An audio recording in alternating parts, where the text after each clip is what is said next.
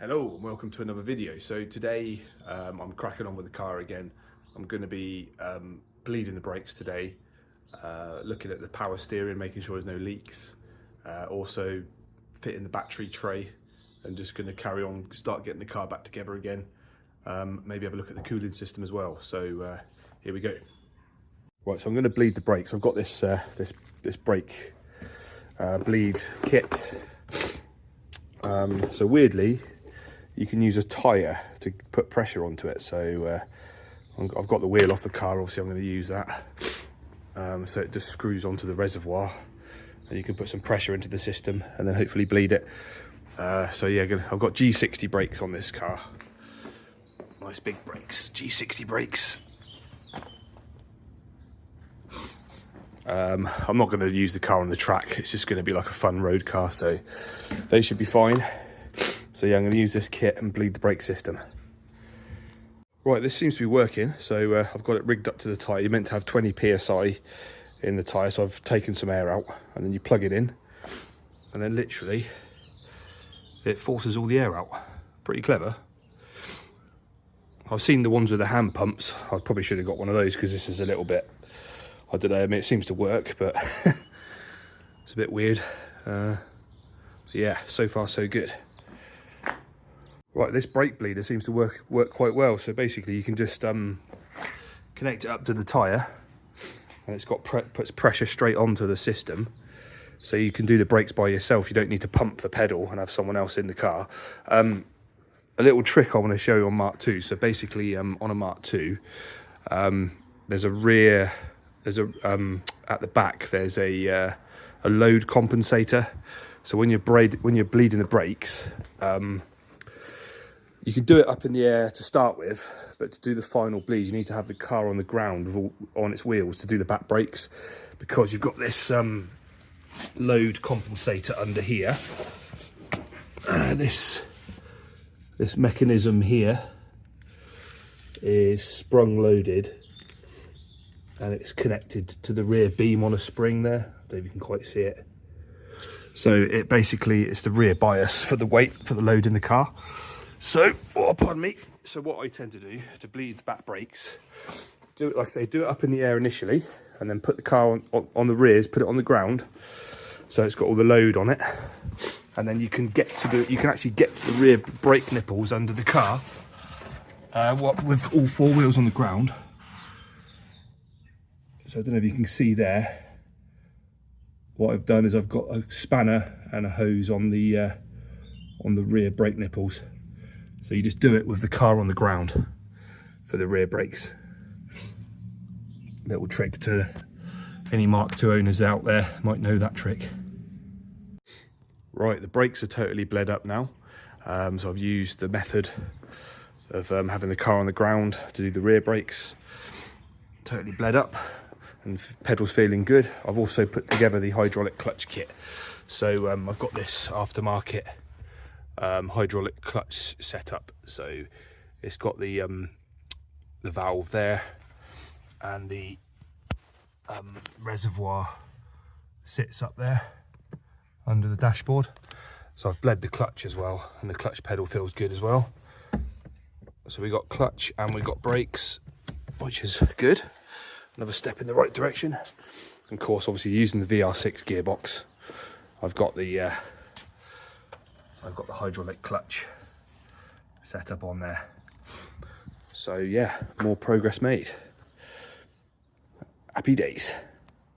Right, and stuff, guys. So I'm getting the BBS split rims taken and having those refurbished. So I've got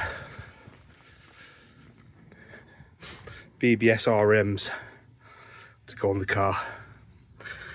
So I'm going to get the lips polished, like really nice polished, get them powder coated and totally rebuilt. That's going to look nice on the car. Finishing touches. Happy days. Right, little side project. I'm refurbishing the original headlights. I've got the original made in Germany Heller headlights, but this is all rusty and crusty, and the clips are broken. So I've got new clips, new adjusters, and I'm going to spray paint the frames and clean up the lights as well. Little bit of a side project there. Get the headlights all refurbished. May as well use them because they're original.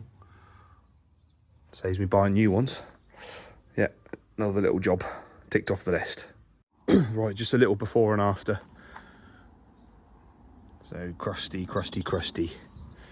See you in a sec. All right, there you go. So there's the totally restored headlight. So new clips all round, freshly painted surrounds, and new bulbs as well. Ready to go back on the car.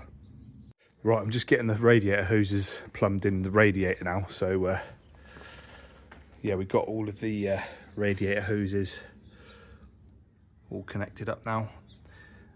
My next challenge is trying to get the radiator to sit properly with the slam panel, because obviously at the moment I've just got it kind of sitting down quite low. It's not on the original mountings. I'm probably gonna have to cut these down a bit in order to move the radiator back. Obviously getting clearance to get some fans in there, but also clearance to the spotlights sit in the grille. So yeah, this is my next challenge at the moment.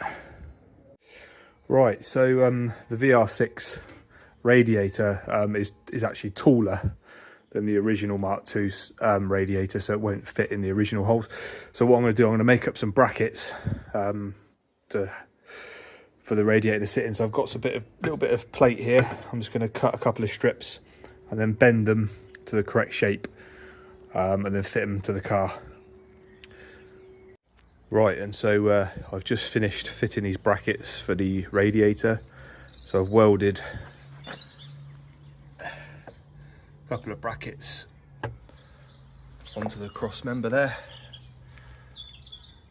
and the radiator sits in there quite nicely, and there's still enough clearance for everything as well, so that works pretty well. I had to trim the front cross member a little bit. I had to trim this a little bit, and in there as well, just for clearance purposes, but it's all coming together. And as you can see here with the radiator in place, it sits quite well actually. Made sure it was level, and it just sits down. Sits down there quite nicely.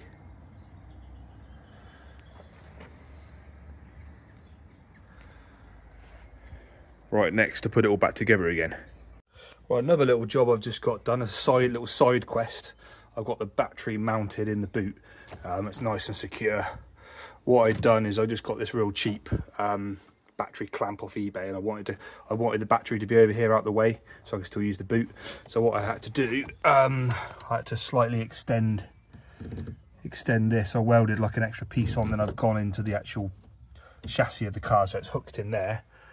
And then that one there, I just drilled a little hole in the bottom there, and it's hooked, so it's actually clamped to the chassis of the car, and it's just there out the way. I know there's probably a better way of doing it, putting in a battery box, but that's how I wanted to do it. I just wanted it out the way over there, real simple. Right, so I'm just test fitting the fans to see what they look like, and there is plenty of clearance behind there. All I need to do now is make up some top brackets to hold the top of the radiator in, and then we'll be cooking on gas. Right, so what we've got here is the 12-inch fan and a 9-inch fan. So you can get 2 fans in there, slimline fans on the inside is what I'm going for. I've got a little helper here helping me put the sticky pads on, aren't you? Mm. Yeah. He's learning the trade. Here we go. And as you can see here with the radiator in place, it sits quite well actually. Made sure it was level. It just sits down. Sits down there quite nicely.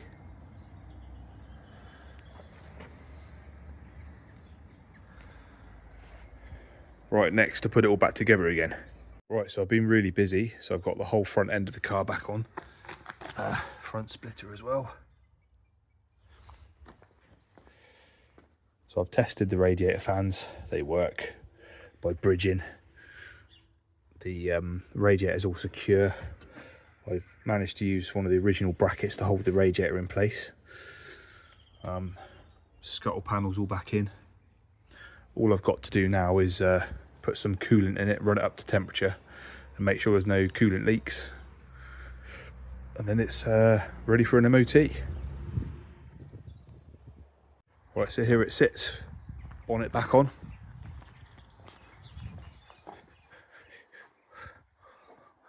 Just needs a good wash now. It's been sat in the garage for 5 years, so it's absolutely filthy. Need to get it out and give it a good old wash. The panel gap on the bonnet isn't very good on this side. The car did have a crash a long time ago, so it's not perfect. It's got a bit of filler in there. It did take a prang, not in my ownership, but a long time ago, back in the day.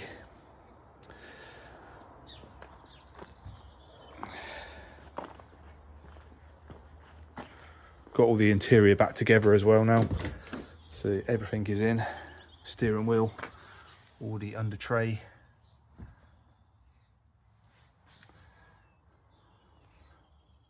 MOT ready. Right, there you go. So the car is nearly ready for its MOT. All I need to do is put the BBS split rims on once they're ready with the new tyres, and give it a good old clean because it's absolutely filthy, and then check all the lights and everything are working, like the horn. Well, I've tested the horn, make sure the lights are all working, all the obvious stuff, you know. Then take it for its MOT, and then hopefully get it on the road. Watch this space.